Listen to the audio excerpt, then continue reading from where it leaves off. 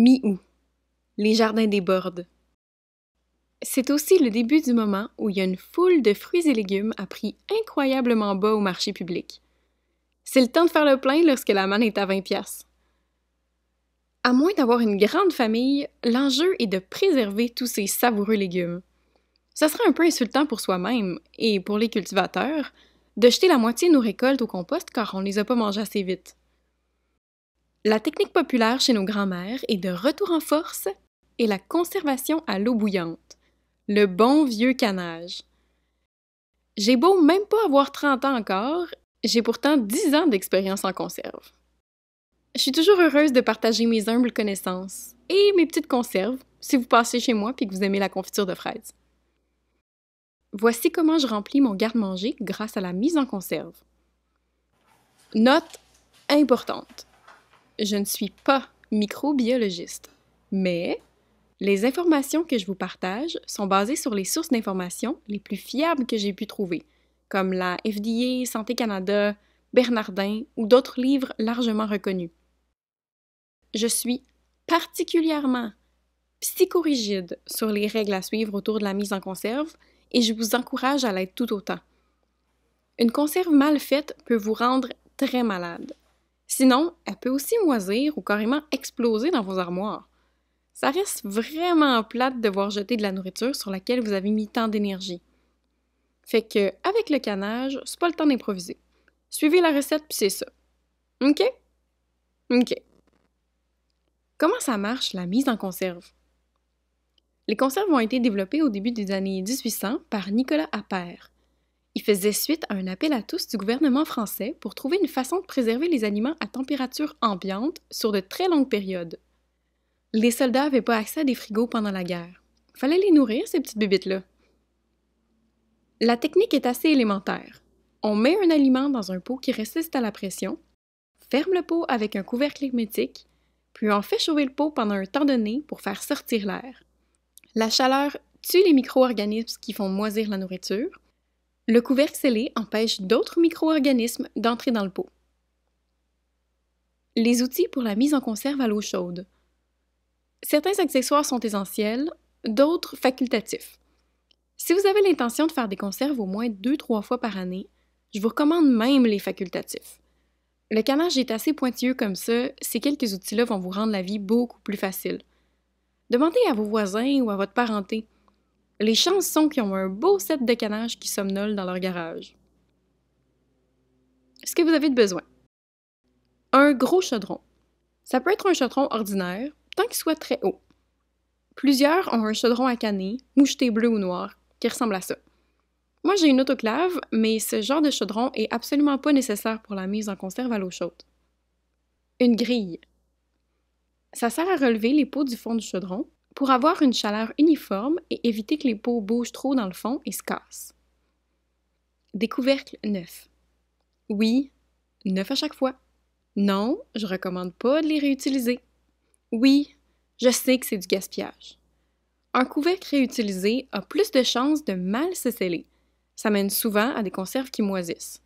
Je préfère payer 2 petites pièces de plus et m'assurer que mes pots seront bien étanches. Des pots. Les plus fréquents sont des pots maçons. Il y en a de toutes les tailles. Je préfère les petits pour les confitures, moyens pour les marinades et les gros pour la sauce tomate. Ça, je les réutilise d'année en année. Des bagues pour fermer les pots. Ça aussi, je réutilise. Un kit d'accessoires. Ça se vend 25$ au Canadian Tire. Là-dedans, il y a normalement un aimant pour sortir les couvercles de l'eau chaude, une petite spatule pour enlever des bulles d'air, un entonnoir à colle large, une pince large enduite de caoutchouc pour sortir les pots de l'eau bouillante, une jauge pour mesurer l'espace de tête et une pince pour fermer et ouvrir les pots, mais ça, je ne l'ai jamais utilisé. Ben des guenilles et linge à vaisselle propre, parce que faire du canage, c'est chaud, c'est mouillé, c'est collant, puis ça fait de l'eau partout. Une balance, je trouve ça plus simple et plus précis de calculer au poids. Et des ingrédients variés dont on a généralement besoin juste quand on fait des conserves. De la pectine, liquide ou en poudre, du sel à marinade, du pickle crisp. Faire du canage, pour moi, ça se passe en 3 étapes. La mise en place, la préparation de la recette et à la toute fin, la mise en conserve. Première étape, la mise en place. Tout est une question de timing quand on fait des conserves, parce que tout doit rester chaud pour éviter les chocs de température, ce qui pourrait faire craquer les pots maçons. Il faut faire chauffer la nourriture, les couvercles et les pots. Ensuite, on sort vite les pots de l'eau chaude, on met vite les marinades dedans, puis on s'assure de mettre vite dans l'eau bouillante. Ça devient vite étourdissant quand on sait pas où est-ce qu'on s'en va. Sortez votre chef intérieur, puis essayez d'être aussi propre et organisé que possible. Tu sais, dans les émissions, genre les chefs, là, où ils disent « Oh là là, le plat de Maxime est vraiment désorganisé, c'était un très bon repas, mais là c'est très sale. » Essayez de pas être comme le pauvre Maxime, puis d'être full organisé.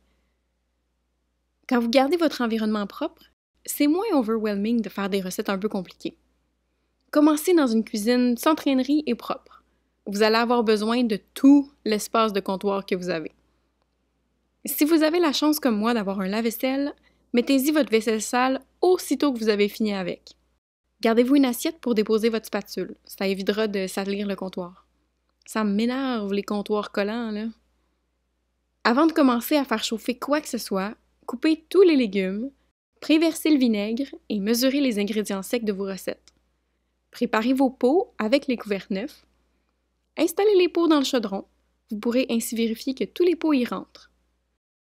Sortez une plaque propre et bien solide, qui ne glissera pas, et un cabaret avec un linge dedans. Vous les utiliserez pour déposer les pots lorsqu'ils sortiront de l'eau chaude. Deuxième étape, la recette. Vous avez tout votre équipement de prêt, maintenant aux cuisines. Je vous ferai pas un cours de cuisine ici, mais je vais vous expliquer comment choisir une recette qui a de l'allure. Par pitié, prenez une recette fiable, éprouvée et qui respecte les règles.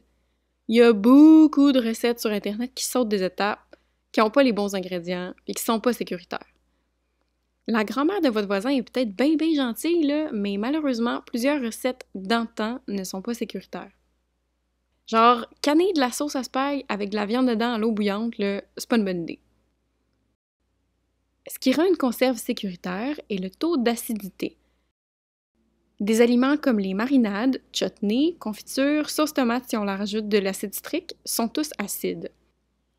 Les traitements à l'eau chaude pourront ensuite tuer les enzymes, levures et autres micro-organismes qui restent dans les pots. Le hic, l'eau chaude ne tue pas le Clostridium botulinum qui cause le botulisme.